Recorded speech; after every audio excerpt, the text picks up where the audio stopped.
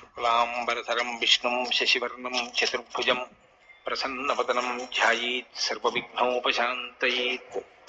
గురుర్బ్రహ్మా గురుర్విష్ణుః గురుర్దేవో మహేశ్వరः గురుః సాక్షాత్ పరబ్రహ్మ తస్మై శ్రీ గురవై నమః. వ్యాసాయ విష్ణురూపాయ వ్యాసరూపాయ విష్ణవే నమో వై బ్రహ్మనిధయే వాసిష్ఠాయ నమో నమః.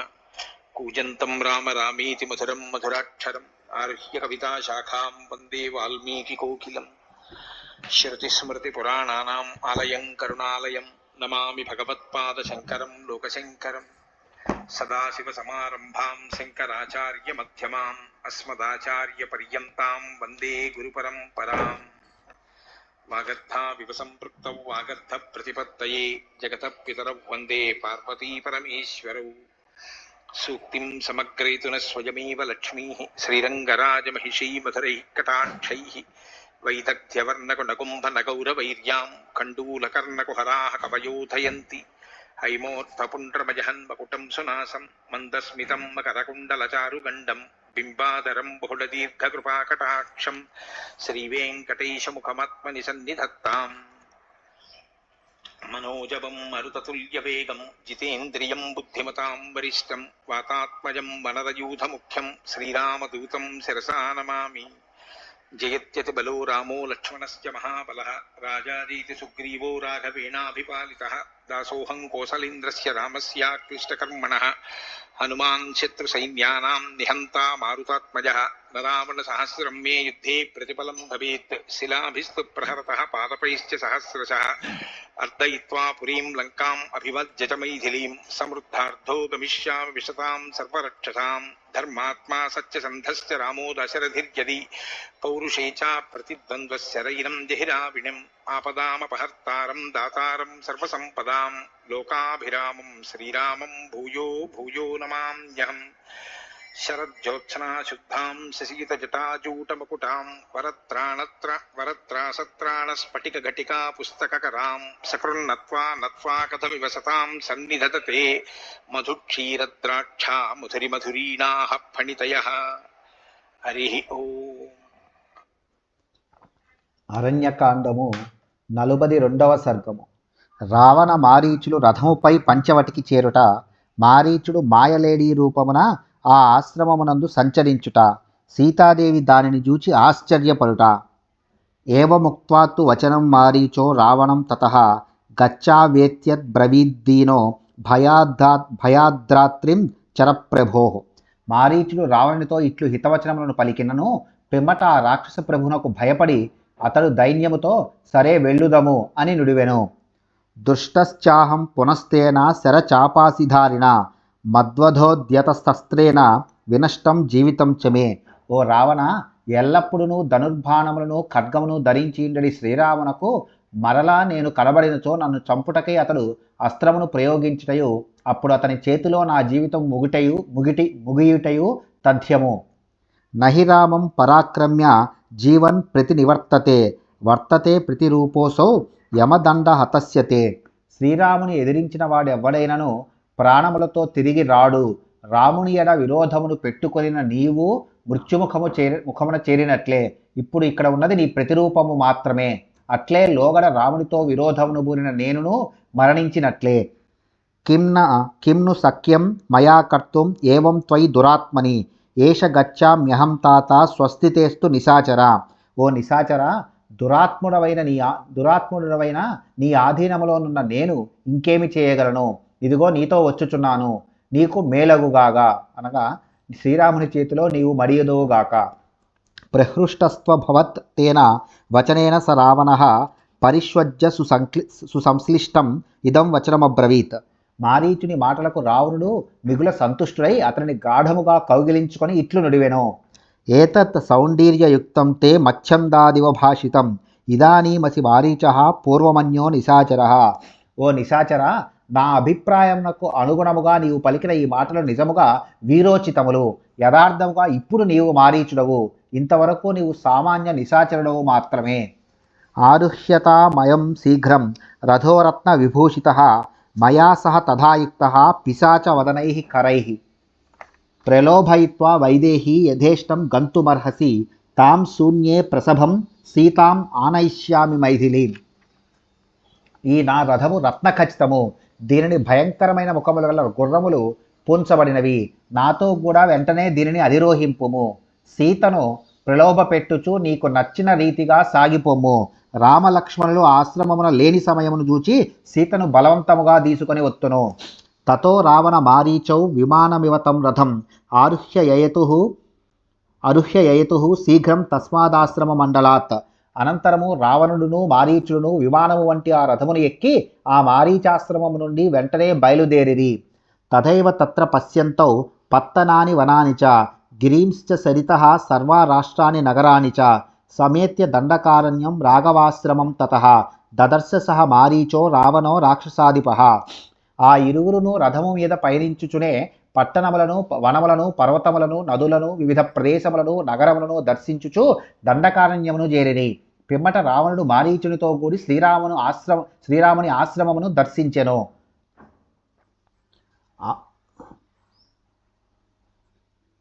అవతీర్య రథాత్ తస్మాత్ తతః కాంచనభూషణాత్ హస్తే గృహీత్వా మారీచం రావణో వాక్యమబ్రవీత్. అనంతరము ఆ బంగారు రథము నుండి దిగి రావణుడు మారీచుని చేయి పట్టుకొని అతనితో ఇట్లనెను. ఏతద్రామాశ్రమ పదం దృశ్యతే కదళీవృతం క్రియతాం తత్సఖే శీఘ్రం యదర్థం వయమాగతః స రావణవచ శ్రుత్వా మారీచో రాక్షసస్తదా మృగో భూత్వాశ్రమద్వారీ రామస్య విచచారః. ఓ మిత్రమా, అరటి చెట్లతో శోభిల్లుచున్న ఈ ఆశ్రమమే శ్రీరామునిది. మనము వచ్చిన పనిని వెంటనే ప్రారంభింపుము కనుక మృగరూపమును ధరింపుము. రావణుని ఆదేశమును అనుసరించి మారీచుడు అప్పుడు మృగరూపమును దాల్చి శ్రీరాముని ఆశ్రమము ముంగిట సంచరింపసాగెను. సతు రూపం సమాస్తాయ మహదద్భుత దర్శనం మణిప్రవర శృంగాగ్రహ సితసిత ముఖాకృతి రక్త పద్మోత్పలముఖ ఇంద్రనీలోత్పలస్రవాః కించిదభ్యున్నత గ్రీవ ఇంద్రనీల దళాధర. మారీచుడు ధరించిన ఆ మృగరూపము మిగుల అద్భుతావహముగా నుండెను. దాని కొమ్ములు ఇంద్రనీలముల వలె మెరయిచుండెను. దాని ముఖము తెలుపు నలుపు వన్నెలతో మిశ్రితమై ఉండెను. దాని పెదవులలో ఒకటి ఎర్రదామర వలెను, మరి ఒకటి నల్ల కలువ రీతిగను ఉప్పుచుండెను. చెవులు ఇంద్రనీలమనుల వలె విలసిల్లుచుండెను. మెడ కొంచెము పైకెత్తబడి ఉండెను. అధరము ఇంద్రనీలముల వలె ముదురు రంగుతో విలసిల్లుచుండెను. కుందేందు వజ్ర సంకాసం ఉదరం చాస్య భాస్వరం మధుక నిభపార్శ్వశ్చ పద్మ కింజల్క సన్నిభః వైడూర్య సంకాశఖురః తనుజంగః సుసంహతః ఇంద్రాయుధ సువర్ణేన పుచ్చేనోర్ధ్వం విరాజత. ఆ లేడి యొక్క ఉదరము మల్లెపువ్వుల వలెను, చంద్రుని రీతిగను, వజ్ర మణి విధమునను తెల్లని కాంతులను ప్రసరింపజేయుచుండెను. పార్శ్వభాగము నెమలి వన్నెలతోడను పద్మకేసరముల కాంతులతోడను విరాజిల్లుచుండెను. గిట్టలు వైడూర్యమనుల వలె ఒప్పుచుండెను. సంధిబంధములు పిక్కలు దృఢముగా నుండెను. తోక పైకెత్తబడి ఇంద్రధనస్సు వలె పలు వన్నెలతో మెరయిచుండెను. మనోహరః స్నిగ్ధవర్ణో రత్నైర్నానావిధైర్వృతః క్షణేన రాక్షసో జాతో ముగ్రః పరమశోభనః వనం ప్రజ్వలన్ రమ్యం రామాశ్రమ పదం చ తత్. వివిధములగు రత్నములను పోలిన చుక్కలతో ఉప్పుచున్న లేడి నిగనిగలాడుచూ మనోహరముగా నుండెను. మారీచుడు కనుల కింపుగొల్పెడి అట్టి మృగరూపమును పొంది శ్రీరాముని ఆశ్రమము వెలసియున్న ఆ రమ్యమగు వనమునకే వన్నె తెచ్చెను. మనోహరం దర్శనీయం రూపం కృత్వా స రాక్షసః ప్రలోభనార్థం వైదేహ్యా నానాధాతు విచిత్రతం విచరన్ గచ్చతే తస్మాత్ సాద్వలాని సమంతతః. ఆ రాక్షసుడు ధరించిన మృగరూపము అపురూపమైన అందములను చిందించుచు చూడముచ్చట గొల్పుచుండెను. వివిధములగు ధాతువుల వన్నెలు కలిగి సీతాదేవిని ప్రలోభపెట్టుటకై ఆ మృగము ఆ పరిసరములలో గల పచ్చికలను మేయుచు అటూనిటూ తిరుగసాగెను. రూప్యైర్బిందుసతైశ్చిత్రో భూత్వా స ప్రియదర్శనః విటపీనాం కిసలయాన్ భంక్త్యా దన్ విచచారః కదలీ గృహకం గత్వా కర్ణికారాన్ ఇతస్తతః సమాశ్రమయన్మందగతిః సీతా సందర్శనం తథా రాజీవ చిత్రపృష్టః స విరరాజ మహామృగః రామాశ్రమ పదాభ్యాసే విచచార యథాసుఖం. అసంఖ్యాకములైన వెండి వన్నెల చుక్కలతో విలసిల్లుచు కనువిందు గావించుచున్న ఆ మృగము ఆయా వృక్షముల చిగురుటాకులను భక్షించుచు ఆ పరిసరములలో సంచరింపసాగెను. ఆ ఆశ్రమ సమీపమున గల అరటి తోట కడకు చేరి సీతాదేవికి కనబడినట్లు తిన్నగా అడుగులు వేయుచు గన్నేరు మొక్కల చెంతకు చేరెను. వీపు పైభాగమున పద్మకేసరముల వన్నెలతో విరాజిల్లుచున్న ఆ విచిత్ర మృగము శ్రీరాముని ఆశ్రమ సమీపమున నిర్భయముగా మసలుచుండెను. పునర్గత్వా నివృత్తశ్చ విచచార మృగోత్తమః గత్వా ముహూర్తం త్వరయా పునః ప్రతినివర్తతే. ఆ పసిడిలేడి 2 గడియల పాటు దూరముగా వెళ్ళి మరలా అచటికి తిరిగి వచ్చుచుండెను. ఇట్లు పదే పదే పోవుచూ వచ్చుచు అది అచట విహరింపసాగెను. విక్రీడంశ్చ క్వచిద్భూమౌ పునరేవ నిషీదతి ఆశ్రమద్వారమాగమ్య మృగయూధాని గచ్చతి. ఆ లేడి కొంత తడవు ఆడుకొనుచుండెను. పిదప కొంతసేపు ఒకచోట కూర్చొనిచుండెను. ఒక్కొక్కసారి ఆశ్రమ ద్వారము దాకా వచ్చి తిరిగి లేళ్ల గుంపు కడకు వెళ్ళుచుండెను. మృగయూధైరనుగతః పునరేవ నివర్తతే సీతాదర్శనమాకాంక్షన్ రాక్షసో మృగతాం గతః పరిభ్రమతి చిత్రాని మండలాని వినిష్పతన్. మృగరూపమునున్న ఆ రాక్షసుడు లేళ్ల గుంపులలో చేరి కొంతవడి సంచరించుచు సీతాదేవిని దర్శింపవలెనడి కాంక్షతో మరల ఆశ్రమము కడకు చేరుచుండెను. ఈ విధముగా అది చిత్ర విచిత్రములైన విన్యాసములతో ఎగిరి గంతులు వేయుచు అచట సంచరింపసాగెను. సముద్వీక్ష చ తం సర్వే మృగాహ్యన్యే వనేచరాః ఉపాగమ్య సమాఘ్రాయ విద్రవంతి దిశోదశ.